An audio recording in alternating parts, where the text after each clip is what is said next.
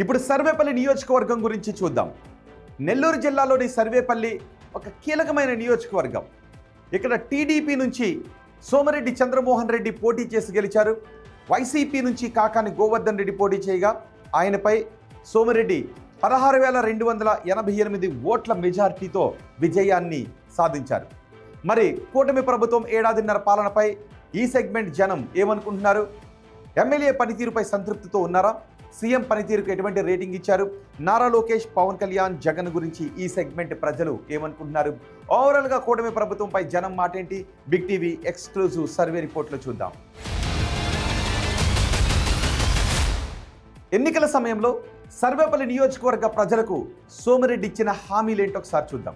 ఇవే ఆ హామీలు. నియోజకవర్గంలో ప్రతి గ్రామానికి సీసీ రోడ్లు వేయిస్తామని హామీ ఇచ్చారు. అలాగే డ్రైనేజ్, తాగునీటి వసతిని ప్రతి గ్రామానికి కల్పిస్తామని చెప్పారు. అక్కడ శ్మశానానికి ప్రహరీ గోడ లేకపోవడంతో జనం కొంచెం ఇబ్బంది పడుతున్నారు.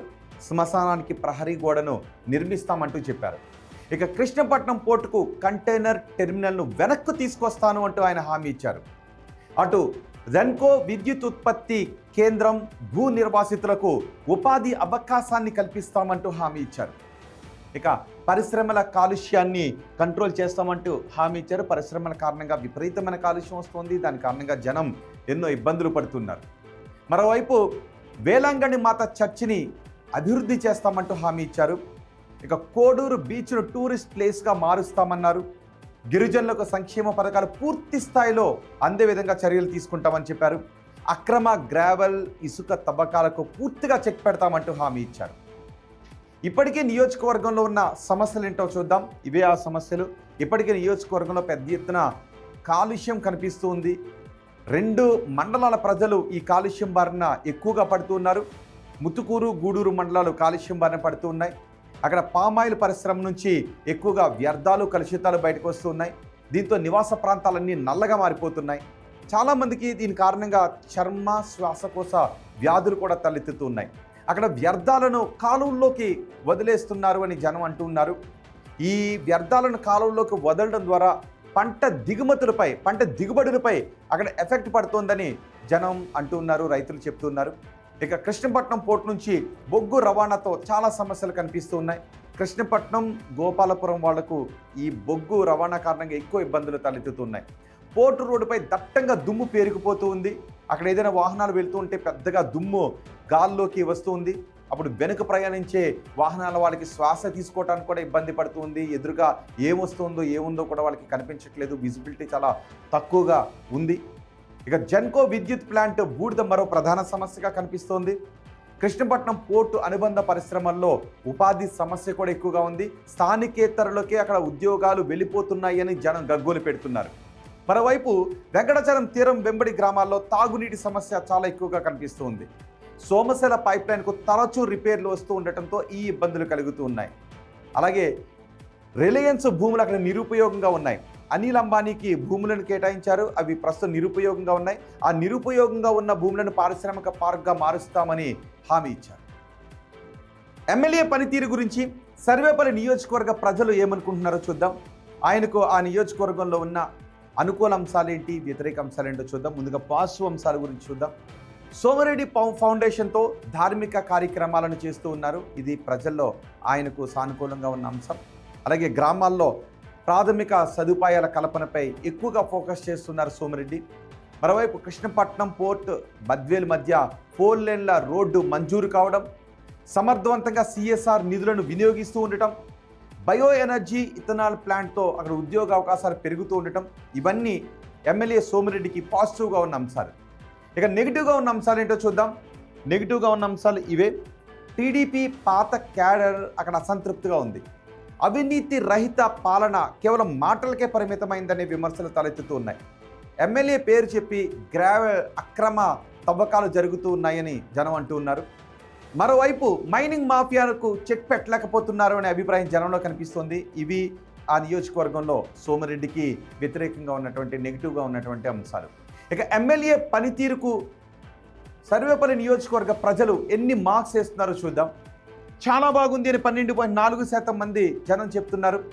బాగుంది అని 21.9% మంది జనం అంటుంటే పర్వాలేదు అని 43.8% మంది జనం చెప్తున్నారు. ఇక బాగా లేదు అని 15.6% మంది జనం చెప్తూ ఉంటే అస్సలు బాగా లేదు అని 6.3% మంది జనం చెప్తున్నారు. ఇక సీఎం చంద్రబాబు పనితీరు గురించి సర్వేపల్లి నియోజకవర్గ ప్రజలు ఏం చెప్తున్నారంటే చాలా బాగుందని 12.5% మంది చెప్తున్నారు. బాగుంది అని 25% మంది జనం చెప్తున్నారు. పర్వాలేదు అని 37.5% మంది జనం అంటుంటే బాగా లేదు అని 15.6% మంది జనం అంటున్నారు. అస్సలు బాగా లేదు అంటున్న వారి సంఖ్య కేవలం 9.4%గా కనిపిస్తోంది. అంటే 25% మందిలో కొంత వ్యతిరేకత కనిపిస్తోంది. ఇక ప్రభుత్వ పనితీరు గురించి నియోజకవర్గ ప్రజలు ఏమనుకుంటున్నారంటే చాలా బాగుందని 9.3% మంది, బాగుంది అని 21.9% మంది అంటున్నారు. 37.5% మంది అయితే పర్వాలేదు అని చెప్తున్నారు. బాగా లేదు అంటున్న వారి సంఖ్య 25%గా ఉంది. అస్సలు బాగాలేదు అని చెప్తున్న వారి సంఖ్య 6.3%గా ఉంది. అంటే 31.3% కొంత వ్యతిరేకత కనిపిస్తుంది. ఇక ప్రతిపక్ష నేత జగన్ పనితీరు గురించి సర్వేపల్లి నియోజకవర్గ ప్రజలు ఏం చెప్తున్నారంటే చాలా బాగుందని 6.3% మంది అంటున్నారు. బాగుంది అని 21.9% మంది అంటున్నారు.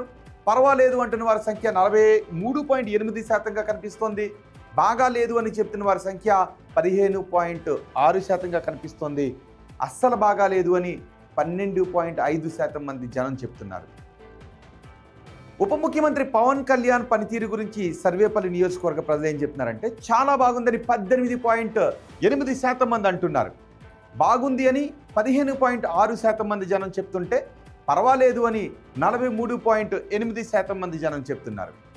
బాగాలేదు అని 18.8% మంది జనం అంటుంటే అస్సలు బాగాలేదు అని 3.1% మంది మాత్రమే అంటున్నారు. మంత్రి నారా లోకేష్ గురించి సర్వేపల్లి నియోజకవర్గ ప్రజలు ఎలా చెప్తున్నారు? చాలా బాగుందని 15.6% మంది చెప్తున్నారు. బాగుంది అని 21.9% మంది చెప్తున్నారు. పర్వాలేదు అంటున్న వారి సంఖ్య 46.9%గా కనిపిస్తోంది. ఇక బాగా లేదు అని చెప్తున్న వారు 6.3% మంది ఉంటే అస్సలు బాగాలేదు అని 9.4% మంది జనం అంటున్నారు.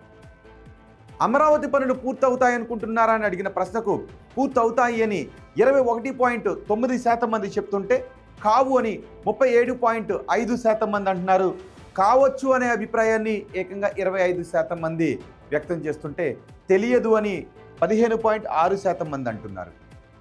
పోలవరం ప్రాజెక్టు పూర్తవుతుంది అనుకుంటున్నారని అడిగితే పూర్తవుతుంది అని 18.8% మంది జనం అభిప్రాయపడుతుంటే పూర్తి కాదు అని 37.5% మంది జనం అంటున్నారు.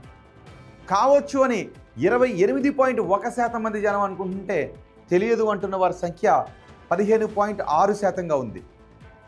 కూటమి ప్రభుత్వంలో ఉద్యోగ అవకాశాలు పెరిగాయని అడిగితే పెరిగాయి అని 18.8% మంది అంటున్నారు.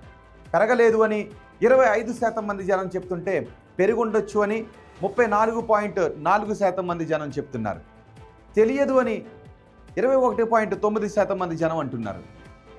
వచ్చే ఎన్నికల్లో వైసీపీ అధికారంలోకి వస్తుందనుకుంటున్నారని అడిగితే వస్తుంది అని 28.1% మంది జనం చెప్తుంటే రాదు అని 18.8% మంది అంటున్నారు. రావచ్చు అని 31.3% మంది జనం చెప్తున్నారు. తెలియదు అని 21.8% మంది జనం అంటున్నారు. చంద్రబాబు తర్వాత ముఖ్యమంత్రిగా ఎవరైతే బాగుంటుందని అడిగితే పవన్ కళ్యాణ్ అయితే బాగుంటుందని 9.4% మంది చెప్తున్నారు. నారా లోకేష్ అయితే బాగుంటుందని 78.1% మంది అంటుంటే తెలియదు అంటున్న వారి సంఖ్య 12.5%గా కనిపిస్తోంది. ఇవి సర్వేపల్లి నియోజకవర్గానికి సంబంధించి బిగ్ టీవీ సర్వే రిపోర్ట్. ఏడాదిన్నర పాలనపై ప్రభుత్వానికి అక్కడి ప్రజలు ఇస్తున్న ప్రోగ్రెస్ కార్డ్ రిపోర్ట్.